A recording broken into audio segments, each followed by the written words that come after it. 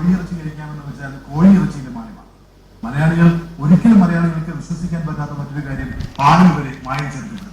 ഈ ഒരു സാഹചര്യത്തിൽ നമ്മുടെ മനസ്സിൽ ഉയരുന്ന ചോദ്യം ഇതാണ്: എന്ത് കഴിക്കും, എങ്ങനെ വിശ്വസിച്ച് കഴിക്കും എന്നുള്ളതാണ്.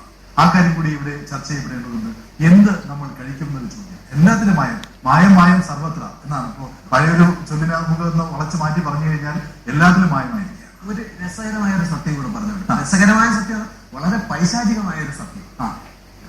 ഒരു 3 വർഷം മുമ്പ് ഒരു ഓയിൽ റിഫൈനറി, ഒരു എണ്ണ ശുദ്ധീകരണശാല അവരുടെ പ്രൊഫൈൽ സീഡ് ചെയ്യാനായിട്ട് ആദ്യം പരസ്യങ്ങൾ ചെയ്തിരുന്നു. ആ സമയത്ത് അവരുടെ ഒരു പ്രൊഫൈൽ സീഡ് ചെയ്യാനായിട്ട് പോയി. അപ്പൊ പിന്നെ KSRTCയിലും പല സ്ഥലങ്ങളിലും ഒഴിവാക്കുന്ന എഞ്ചിൻ ഓയിൽ ഉയർന്ന ഊഷ്മാവിൽ ചൂടാക്കിയിട്ട് അതിന് നല്ല ഓയിൽ വേർതിരിച്ചെടുക്കുന്ന ഒരു പ്രക്രിയയാണ് അവിടെ നടക്കുന്നത്. അതൊക്കെ ഷൂട്ട് ചെയ്ത് കഴിഞ്ഞപ്പോഴത്തേക്ക് നല്ല ഓയിൽ, അത് വെള്ള കളറിലുള്ള ഓയിലാണ് വന്ന് വീഴുന്നത്. നമ്മൾ അതിനകത്തേക്ക് ആദ്യം ഒഴിക്കുന്ന സാധനം കറുത്ത് കരിയോയിലൊക്കെ പിടിച്ച സാധനമാണ്. അപ്പൊ ഈ ശുദ്ധമായ ഓയിൽ എന്ന് വെച്ചാൽ എഞ്ചിൻ ഓയിൽ വീഴുന്നത്, അത് ഷൂട്ട് ചെയ്തുകൊണ്ടിരുന്നപ്പോഴത്തേക്ക് കുറെ ആൾക്കാർ പുറത്ത് കന്യാസമായിട്ട് കാത്തിരിക്കുന്നു. അപ്പൊ നമ്മൾ ചോദിച്ചു, അവരെന്തിനാണ് ഇത് കൊണ്ടുപോകുന്നതെന്ന് ചോദിച്ചപ്പോഴത്തേക്ക് വളരെ പൈശാചികമായ ഒരു സത്യം, വെളിച്ചെണ്ണയിൽ ചേർത്ത് വിൽക്കാൻ വേണ്ടിയിട്ടാണ് അവർ വന്ന് അവിടെ നിന്ന് എഞ്ചിൻ ഓയിൽ വാങ്ങുന്നത്. അപ്പൊ നമ്മൾ ഈ വാങ്ങിച്ച് ഈ പപ്പടമൊക്കെ പിടിച്ചു തരുന്ന വെളിച്ചെണ്ണയിൽ എഞ്ചിൻ ഓയിലാണ്. അരിയിൽ മാത്രമല്ല, വെളിച്ചെണ്ണയിലും എഞ്ചിൻ ഓയിലുണ്ട്. നമുക്ക് ഇതിനകത്ത് എന്ത് ചെയ്യാൻ പറ്റും? ഈ ഒരു ഭരിക്കുന്ന സർക്കാരിനായാലും അല്ലെങ്കിൽ ജനങ്ങൾക്കായാലും പൊതുവെ എല്ലാവർക്കും കൂടി എന്ത് ചെയ്യാം? നമുക്ക് ഒരു വിഭാഗത്തെ മാത്രം അങ്ങനെ വിമർശിക്കാൻ പറ്റില്ല. ഒന്ന്, ഇതൊരു ബിസിനസ് ഫുഡിലാണ് ഏറ്റവും വലിയ അപകടം കടന്നുകൂടുന്നത്. അടിസ്ഥാനപരമായ ഒരു മാറ്റം ഉണ്ടാകണമെങ്കിൽ കഴിയുന്നത്ര പ്രകൃതി സാഹചര്യങ്ങൾ ഉപയോഗിച്ച് ഓരോരുത്തരും അവനവന്റെ ആഹാരം ഉണ്ടാക്കാൻ തുടങ്ങണം. പക്ഷെ എല്ലാവർക്കും സാധിച്ചെന്ന് വരില്ല. ഇപ്പൊ നഗരത്തിൽ താമസിക്കുന്നവര്, ഫ്ലാറ്റിൽ താമസിക്കുന്നവർക്ക് സാധിച്ചെന്ന് വരില്ല. പക്ഷെ കേരളത്തിൽ എത്ര പേരുണ്ട് ഈ ഫ്ലാറ്റിൽ താമസിക്കുന്ന 4 സെന്റുകാർ, അല്ലെങ്കിൽ തുക്കണാങ്കുരുവിയുടെ കൂട് പോലെ 1.5 കിലോമീറ്റർ മുകളിൽ തൂങ്ങിക്കിടക്കുന്ന ഫ്ലാറ്റ് ജീവികൾ വളരെ കുറവാണ്. അപ്പൊ കേരളത്തിൽ നിന്ന് മടിയൻ കാശ് കയ്യിൽ കയറി ഗൾഫിൽ പോയി അല്ലെങ്കിൽ വിദേശ രാജ്യങ്ങളിൽ പോയി കാശ് കയറി കഴിഞ്ഞപ്പോ ഒരു മുടിഞ്ഞ തീറ്റ എന്ന് തന്നെ പറയേണ്ടത്. ഇതുപോലൊരു തീറ്റ ഒരു കാലത്തും കേരളത്തിൽ നിന്നിട്ടില്ല. കാലത്തെ പഴങ്കഞ്ഞി ഉണ്ടെങ്കിൽ അതൊന്ന് മോന്തും, ഉച്ചയ്ക്ക് ചോറും ഒരു കറിയും, അതൊരു പുഴുക്കായിരിക്കും, കാച്ചില്, ചേന, ചേമ്പ് എല്ലാം കൂടെയുള്ള പുഴുക്കായിരിക്കും. വൈകിട്ട് കഞ്ഞിയും ഒരു ചമ്മന്തിയും. ഇത് മാത്രമാണ് കേരളം യുഗങ്ങളായി കഴിച്ചിട്ടുള്ളത്.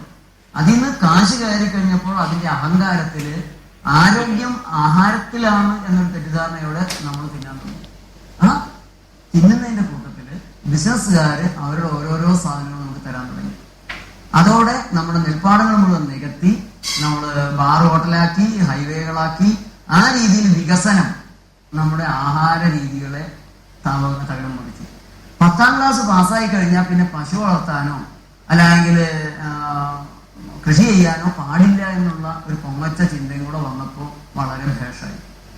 ആകെ കൂടെ നമ്മൾ എത്തി നിൽക്കുന്നത് ഭീകരമായ ക്യാൻസറിന്റെ വക്കിലാണ്. കേരളം മൊത്തത്തിൽ ക്യാൻസർ കൊണ്ട്, അല്ലെങ്കിൽ ഉപയോഗിക്കുന്ന ഈ കെമിക്കൽ, ഇതിൽ പൊട്ടാസ്യം ബ്രോമേറ്റ് ഉണ്ട്, സിങ്കിന്റെ വകഭേദങ്ങളുണ്ട്. പൊട്ടാസ്യം ബ്രോമേറ്റ് വെച്ച് ഇത് ആത്മഹത്യ ചെയ്യിപ്പിക്കുന്ന കെമിക്കലുകളാണ്.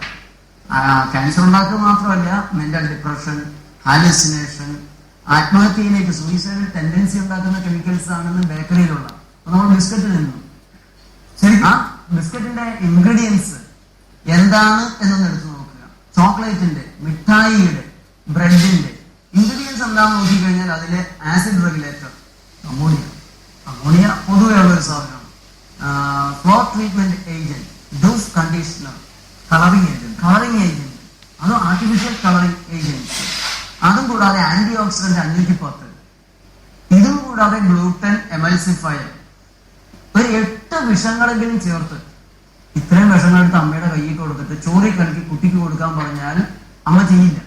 ഈ വിഷങ്ങളെല്ലാം ചേർന്നിട്ടുള്ള ബ്രെഡും ബിസ്ക്കറ്റും ജാമും സ്ക്വാഷും ഇതുപോലുള്ള സാധനങ്ങള് ആണ് നമ്മളെല്ലാം കഴിക്കുന്നത്. അല്ല, എന്തുകൊണ്ട് ഇത് വിരോധി, ഇത് ഭരിക്കുന്നവർക്കും അല്ലെങ്കിൽ ബന്ധപ്പെട്ടവർക്ക് അധികാരികൾക്കിതിനെ കുറിച്ച് അറിവുള്ളതാണ്? അതിലേക്ക് വരാം. ഒന്ന്, ഇപ്പൊ ആരോഗ്യ വകുപ്പുണ്ട്. ആരോഗ്യ വകുപ്പിന് നമ്മുടെ ആരോഗ്യം നന്നാവണം താല്പര്യമുണ്ട്. ജനങ്ങൾക്ക് രോഗങ്ങളില്ലാതെ ജീവിക്കുന്ന ഒരു അന്തരീക്ഷം ഉണ്ടായാൽ ആരോഗ്യവകുപ്പ് പെട്ടിപൂട്ടി കടകൂട്ടി വീട്ടിൽ പോകേണ്ടി വരും. അങ്ങനെ ഒരു നിലപാടാണ് ആരോഗ്യ വകുപ്പിന് അല്ലെങ്കിൽ പൊതുവെ ഡോക്ടർമാർക്കുള്ളത്? അതിനോട് എനിക്ക് യോജിപ്പില്ല. ആരോഗ്യ സംരക്ഷണമാണ് അവരുടെ ജോലി. ആണെങ്കിൽ ആരോഗ്യവകുപ്പിന്റെ രോഗികളായിട്ട് വരുമ്പോൾ രോഗിയെ ചികിത്സിക്കുക, അല്ലാതെ രോഗം വരാതെ അത് വേറെ പ്രിവെൻഷൻ. ഇവിടെ മന്ത് മരുന്ന് കൊടുത്തു സർക്കാർ. മന്തുമരുന്ന് വിതരണം ചെയ്ത് ഞങ്ങൾ അന്നേ പറഞ്ഞതിന് സന്ധികളിൽ നീർക്കെട്ടുണ്ടാക്കാനും പനി ഉണ്ടാക്കാനുള്ള തകരാറുണ്ട്, കാർഡിയോവാസ്കുലർ കൊളാപ്സ് ഉണ്ടാക്കും, ഇമ്പോർട്ടൻസി ഉണ്ടാക്കും. മെഡിക്കൽ ടെക്സ്റ്റ് പ്രകാരം മാർട്ടിൻ ഡയലിന്റെ കംപ്ലീറ്റ് ഡ്രഗ് റെഫറൻസ് എന്ന് പറയുന്ന ഏറ്റവും ആധികാരികമായ മെഡിക്കൽ ടെക്സ്റ്റ് വെച്ചുകൊണ്ട് ഞങ്ങൾ ആരോഗ്യമന്ത്രിയെ കാണിച്ചു. ബന്ധപ്പെട്ട വിഷയം നമ്മൾ വേറെ തലത്തിലേക്ക് ഒരു കൊല്ലം കഴിയുമ്പോ ഈ സർക്കാർ ഒന്ന് പറയുകയാണ് ഞങ്ങൾ അന്ന് തന്ന മരുന്നിന് ഗുണനിലവാരം ഇല്ലായിരുന്നു, അതുകൊണ്ട് പിൻവലിക്കും. ഇത് കൊടുക്കുന്നതിന് മുമ്പ് നോക്കിയില്ലല്ലോ ആരോഗ്യവകുപ്പ്. അതേപോലെ തന്നെ നമ്മുടെ നാട്ടിൽ ഇത് കൊടുക്കുന്ന മരുന്ന് ഇത് അയൺ ടാബ്ലറ്റ് ആണ്, കാന്തം പിടിക്കുകയാണ്. ഇത് ഒരു കൊല്ലമായി നമ്മള് ആരോഗ്യവകുപ്പിന്റെ ശ്രദ്ധപ്പെടുത്തിയിട്ട് പത്രങ്ങൾ സമ്മേളനത്തിൽ വന്നിട്ട് അമൃത TV തന്നെ ഒരിക്കലും ഇത് കാണിക്കുകയുണ്ടായി. സെഡ്ഫാ എന്ന് പറയുന്നതും HB ഫാസ് എന്ന് പറയുന്ന 2 ഗുളികകൾ. ഇത് കഴിക്കുന്നവരുടെ കിഡ്നി 3 കൊല്ലത്തിനുള്ളിൽ നശിപ്പിക്കും. ഇത് നിരോധിക്കാൻ ആരോഗ്യമന്ത്രി നിയമസഭയെ പറഞ്ഞു, നീ പിടിച്ചെടുക്കാൻ ഞങ്ങൾ ഓർഡർ ഇട്ടിട്ടുണ്ട്. ആൽഫോൺ കേരളം